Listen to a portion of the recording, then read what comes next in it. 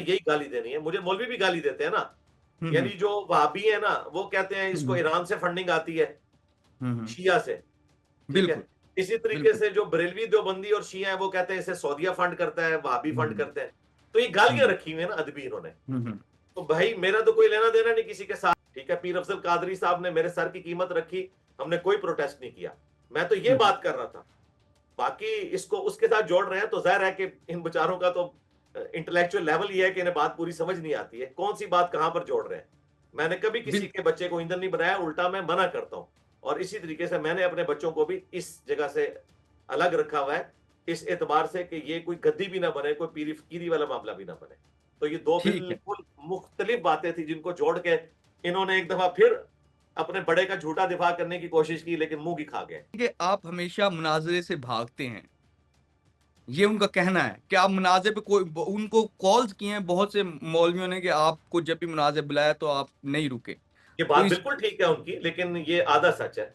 मैं हम्म, वाकई मुनाजरा नहीं करता हूँ, बिल्कुल। पूरा मैंने तो सच प्रूव बताएं भी ना किया सर, हुआ है। पूरा सच बताएं, मैं आपको आपकी बताता जाने हूँ। से पूरा सच आना चाहिए। देखें, जिस तरह इनकी सारी बातें आधी आधी झूठी निकली, और आज इनके हम्म, ऊपर मुश्किल वक्त आया कि इनको एक बंदे को जवाब देने के लिए इतने व्लॉग्स बनाने हम्म, पड़ रहे हैं, क्योंकि शायद बकौल इमरान शफकत साहब के जो हमारे साफी दोस्त हैं, कि इनको अब पहली दफा टक्कर के लोग मिले हैं, तो इनको बार बिल्कुल। बार आगे क्लैरिफिकेशन अपनी देनी पड़ रही है। तो ये भी जो बात आपने सामने रखी है, ये भी इनके लिए एक मुसीबत वाला मामला हम्म, बन गया है कि अब हम इस मामले को किस तरीके से रिबटल करें, किस तरीके से हम्म, इस मसले को हैंडल करें।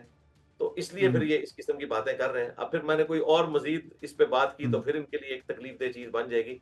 आप पूरी बात हम्म। सुनना चाहते हैं तो मैं आपको बता देता हूँ। बताएं सर, बताएं। हाँ जी। मैंने देखे स्टैम्प पेपर के ऊपर, जब एकेडमी बनी थी उस वक्त से लिख के दिया हुआ है कि हम कोई मुनाजरा नहीं करते और ना हम इसे कोई अच्छी चीज समझते हैं, इससे लड़ाई झगड़े हम्म, में इजाफा होता है, ठीक है। हम्म, लिहाजा हम्म, आज तक मैंने कभी भी किसी को मुनाजरे का चैलेंज नहीं किया।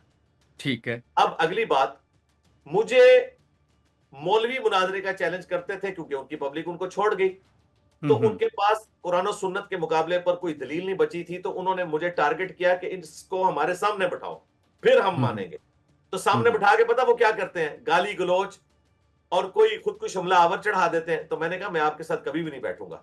इन्होंने बार बार जिद की, तो मैंने कहा ठीक है, अगर आप ये समझते हैं कि यही हक पे होने की दलील है तो आपकी ख्वाहिश पे मैं बैठने हम्म, के लिए तैयार हूं, लेकिन आप तो लाखों में है, मुझे तो उम्र नू हम्म, भी मिल जाए। मैं एक के हम्म, साथ मैच जीतूंगा तो दूसरा कहेगा कि ये तो वो छोटा था। तो मैंने कहा बड़े को लॉन्च करो, क्योंकि इस हम्म, तरह मैं भी तो बड़ा हूं ना बकौल तुम्हारे। हालांकि मैंने बिल्कुल। कोई चंदा बुक नहीं बनाई, मैंने कोई मस्जिद नहीं बनाई, चंदे तुम्हें हम्म, दें, हम्म, नमाजें तुम्हारे पीछे पढ़े, मदरसा नहीं बनाया, फिर भी तुम कहते हो कि इसने फिरका लॉन्च किया। For the sake hmm, of argument मैंने एग्री कर लिया।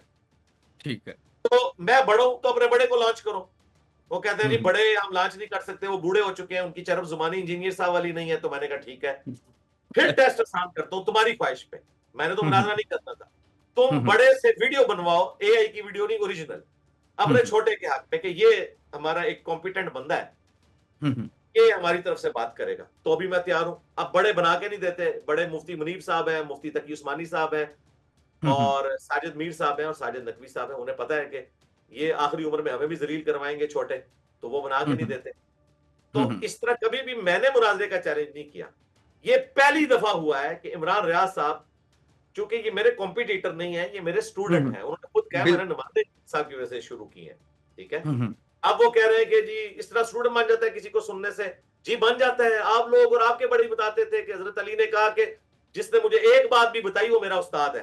तो भाई नमाज शुरू करवाना और नमाज के मसाइल सिखाना, इससे बड़ी और क्या बात हो सकती है भाई। मैं तो आज बिल तक कहता हूँ लियास कादरी साहब मेरे उस्ताद हैं, डॉक्टर तैयब कादरी साहब मेरे उस्ताद हैं। हालांकि मैंने उनके पास बैठ के तालीम नहीं हासिल की भी, इसलिए कि मैंने उनसे दीन सीखा। मैं मौलाना हम्म, तारिक जमीर साहब को अपना उस्ताद मानता हूँ, गामदी साहब को अपना उस्ताद मानता हूँ, पीर नसीरुद्दीन साहब को अपना उस्ताद मानता हूँ, मौलाना इसहाक साहब को मानता हूँ, शेख जुबैर अली ज़ई साहब को मानता हूँ, गुलाम सईदी साहब को मानता हूँ। उस्ताद हो जाता है भाई इस तरीके से। ये हम्म, आपने अब कोई नया फार्मूला निकाल लिया है उस्तादी शागिर्दगी का कि जी सामने बैठेगा और डिग्री मिलेगी और ये होगा। जो आपको हम्म, एक भी इल्म की बात बताता है वो आपका उस्ताद है, ठीक है जी। ठीक। आप उसके एहसानमंद रहेंगे, अल्लाह का शुक्र हम्म, तो है, अल्लाह ने उसको जरिया बनाया। तो हम्म, अब ये इस किस्म की बातें कर रहे हैं, तो मैं पहला बंदा है जिसको मैंने मुनाजरे का चैलेंज नहीं दिया, स्टूडेंट की हम्म, तरह डील किया कि तुम चूंकि बड़े हो, तुमने हम्म, इनिशिएटिव लिया, तुम्हारी वजह से हम्म, बाकियों ने वीलॉग बनाए और डी ट्रैक हुए, लिहाजा अब तुम सामने आकर बैठ जाओ ऑनलाइन बैठ जाओ और मुझसे बात कर हम्म, लो। जो तुमने वीडियो बनाई थी भाई, उस वीडियो में जो तुमने इल्जाम लगाए वो झूठे साबित है। यूट्यूब का ना तो कोई फिरका है, ना यूट्यूब का कोई मसलक है, ना उसकी कोई जमात है। अपलोडिंग डेट देख लो और उसको पूरे कॉन्टेक्स्ट के साथ देख लो, एक एक बात तुम्हारी गलत साबित होगी। अब उन्हें चूंकि पता चल गया कि मैं पकड़ा गया हूं, तो अब भागने का रास्ता यह है कि मैं और चीजें निकालनी शुरू कर दूं। तो भाई देखो, मैं फिर भी नहीं भागूंगा। मैं कह रहा हूं, मैं बैठने के लिए तैयार हूं, पहले इस पे बात कर लो, इसके बाद तुम 1000 चीजें और निकाल लो, सारे साफियों को जमा कर लो, 200 मौलवी जो तुमसे राब्ते में है ना, उनको भी जमा कर लो, दीनी टॉपिक के ऊपर भी सब कुछ कर लो और मुझसे ऑनलाइन बैठ जाओ, कोई मसला नहीं। लेकिन पहले जो तुमने झूठ फैलाया है, इसके ऊपर आके ऑनलाइन मुझसे बात करो, फिर अगली बात होगी। मैं तैयार हूं, मैं नहीं भाग रहा भाई। फिर ये धमकी देते हैं मैं कॉज लीक करूं, भाई करो लीक। आपने क्या समझा है कि मैं तुम्हारे बड़े की तरह हूं कि बाहर तकरीर और कुछ करूं और अंदर आके और बात करूं? इस तरह नहीं है भाई। जो मैं अंदर हूं वही बाहर हूं, जो मैं बाहर हूं वही अंदर हूं। वाले व्लॉग से यही जाहिर हो रहा है, लेकिन फिर भी हम मुसलसल रखते हैं। तो मैंने उनको कहा भाई ये तो आपका प्रोग्राम तो मर गया। दूसरा जो आपने कहा मैंने जाती किरदार की बात की थी, तो मैंने तो उनके पॉलिटिकल किरदार की बात की थी, यू टर्न्स की बात की थी, और ये कहा था ये भी एस्टेब्लिशमेंट के कंधों पर सवार होकर आए थे। अब एस्टेब्लिशमेंट दोबारा मौका दे तो फिर ये वही काम करेंगे। इन्होंने कहा बिल्कुल। जाती किरदार पे हमला किया, ये झूठ भी इनका पकड़ा गया। तीसरा मैंने कहा कि मैंने इमरान खान साहब की सियासी गलतियों पे जब माफी का जिक्र किया, तो मैंने जर्नैलों का भी जिक्र किया, जियाउल का जिक्र किया, मुशर्रफ का जिक्र किया, बाजवा साहब का जिक्र किया, और इवन नवाज शरीफ साहब का और मौजूदा आर्मी चीफ का और चीफ जस्टिस का भी जिक्र किया कि ये सब के सब लोग कौम से माफी मांगे। ये झूठ भी पकड़ा गया इमरान रियाज का। फिर जो चौथी चीज थी कि इद्दत केस पे बात नहीं की। भाई इद्दत केस पे मेरा क्लिप 6 लाख लोगों ने देखा है, और 9 मई वाले दिन ही मेरा क्लिप आ गया था, वो लाखों लोगों ने देखा। मैं 26 नवंबर पे बोला, मैं अरशद शरीफ शहीद के ऊपर बोला, मैं हर उस मौके पे बोला जहां पर पीटीआई के साथ ज्यादती हो रही थी, और उस वक्त तक ये वीडियोस को शेयर करवाते थे, और आज इतने भोले बने कि ये कभी बोला ही नहीं। ये झूठ भी उनका पकड़ा गया। और पांचवा जो इन्होंने कहा कि इंजीनियर साहब ये आपने डिजिटल दहशतगर्दी की टर्म कहां से इजाद की है, हालांकि ये सवाल करने वाले ने बात की थी कि क्या आप भी इसको डिजिटल दहशतगर्दी समझते हैं? तो मैंने कहा था हाँ मैं भी समझता हूं, क्योंकि फितना जो है वो कत्ल से बढ़कर है, कुरान में आया है। और जब आप शोहदा का मजाक उड़ाते हैं तो ये दहशतगर्दी है।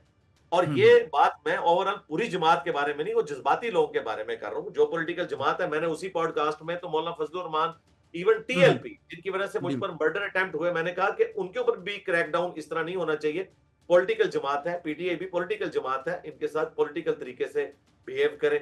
जब ये मैंने 5 इनके झूठ पकड़ लिए, इनको जवाब दिया, और फिर मैंने इनका पेपर आउट किया, 12 चीजें मैंने इनके सामने रखी कि हलाल भगोड़ा कौन सा होता है, हराम भगोड़ा कौन सा होता है, हलाल सेम पेज कौन सा होता है, हराम सेम पेज कौन सा होता है, हलाल एक्सटेंशन देना कौन सा होती है, और हराम एक्सटेंशन कौन सी होती है। ये मैंने सारी चीजें जब हाईलाइट की, तो जाहिर है इनको तो हाथ पांव पड़ गए। इनके करीबी लोगों ने कहा कि भाई इस वक्त तो आपको टक्कर के लोग मिल गए हैं, तो चुप कर तौबा करें, माफी मांगे।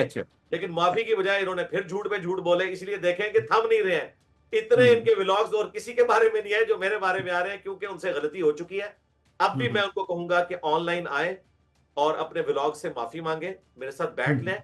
और जो आप बार बार कह रहे हैं फलां चीज पे भी बात करूंगा, मैं हर चीज पे बात करने के लिए तैयार हूं, लेकिन पहले अपनी गलती आके ऑनलाइन जो आपने स्टार्ट किया था वो आप कबूल करें। और इंशाअल्लाह ताला मैंने कोई शर्त नहीं रखी, ऑनलाइन आ जाए, हर टॉपिक पे बात कर लेंगे।